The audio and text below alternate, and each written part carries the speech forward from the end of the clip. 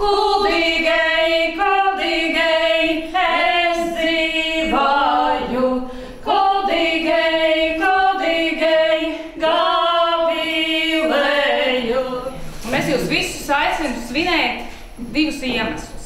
Pirmkārt, notikumu, kurš saucas Brigita. Un viņa mums ir atradusi uz Kuldīgu brīnišķīgu izstādi, kur ir tiešām grēzna un ceļ pašapziņu. Es pilnīgi, gribas iztaisnoties ar mugurkaulu šajā izstādē. Un otra lieta, ko es jūs aicinu svinēt šodien, ir atziņa. Atziņa, kuras ieguvu šajā izstādē. Un izstādes nosaukumā Kronis visiem. Līdz šim man bija sajūta, ka kronis ir vai nu mazu meiteņu privilēģija, vai augstumeņu privilēģija. Un izrādās, ka kronis var būt jebkuru privilēģiju, jebkuram mums. Un tāpēc, kad kronis kļūst pieejams visiem, viņš nezaudē savu privileģēto statusu. Viņš vienalga mūs izceļ, pagodina un kronē. Tas, ko es izdarīju, ir, ka es viņu piestiprināju pie pamatnītes un papildināju ar šīm metāla rimbolīšiem. Dažādas pērlītes, zīles, metāla piekariņi un stieplītes, lampu dekoriem domāti audumi, mežģīnas, tas viss mākslinieces Brigitas Strodas rokās pārto par kroņiem. Vēlme radīt šādu krāšņumu radusies jau 14 gadu vecumā, kad viņa dzīvojas Austrālijā un kopā ar māmu veidojas Alsungas tautstērpu.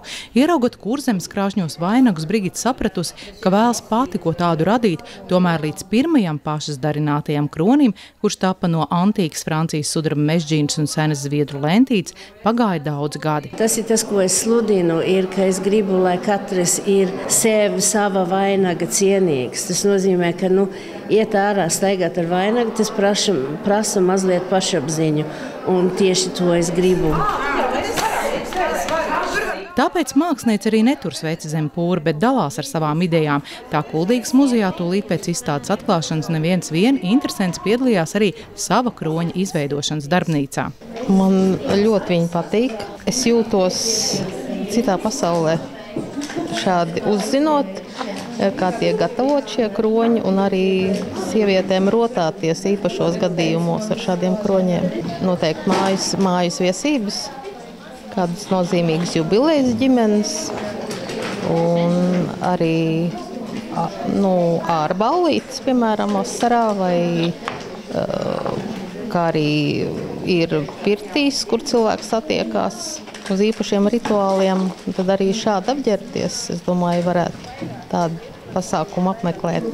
Un es domāju noteikti, ka ar šādu kronu varētu arī iet uz Kuldīgas pilsētas svētkiem. Tas, ko es vēlos ielikt, tas, kam ir šo kronu taisa, ir tāda ķēnišķa apziņa cilvēkā, kad mūsu mantojums ir divišķs mantojums. Tā ir stāja, tā ir attieksme pret lietām, pret dzīvi. Tiešām man nebija nācis prātā, ka tas ir tik interesanti taisīt kroņus. Par cik es esmu mūziķi un kāpju uz skatuves, es domāju, ka tās reizes varētu būt kaut kāds pieskatījums pie mana tērpa, kur es varu uzlikt kaut kādu stīpiņu, kas savāc matus tīri kaut ko tādu indiānisku. Tas ir tas pats process, kas notiek jebkuram māksliniekam, kas ir, ka mākslinieks redz vienu krāsu vai lietu vai apli vai naglu un mākslinieka acis vai smadzenes vai šis radošais process tev uzglezno vai uzbur iespējas.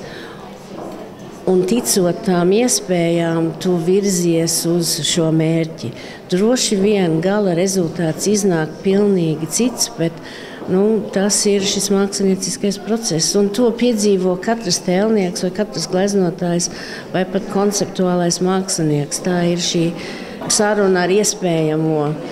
Bet kaut kur ir jāsāk. Brigita Stroda iegūst scenogrāfas izglītību un lielākoties nostrādājas mākslas menedžmenta jomā. Šobrīd lielu laika daļu aizņem kroņu izgatavošana. Pavisam esot izveidoti jau 50 kroņi. Es netaisu tautas tērpa vainagus. Drīzāk es teiktu, ka tautas tērpa un Jāņu vainagu tradīciju klātesamība ir tas, kas atšķira mani no kaut kāda cita, no zviedru vai no aborigēnu mākslinieka, kurš uz šādu lietu nenonāktu. Kroņu darināšanā meistari pielieto arvien jaunus materiālus. Šobrīd tie top no mīsiņas ietiņiem un pielodētām gaismiņām. Ieva Benefelda, Alans Perševics, Skrundas televīzija.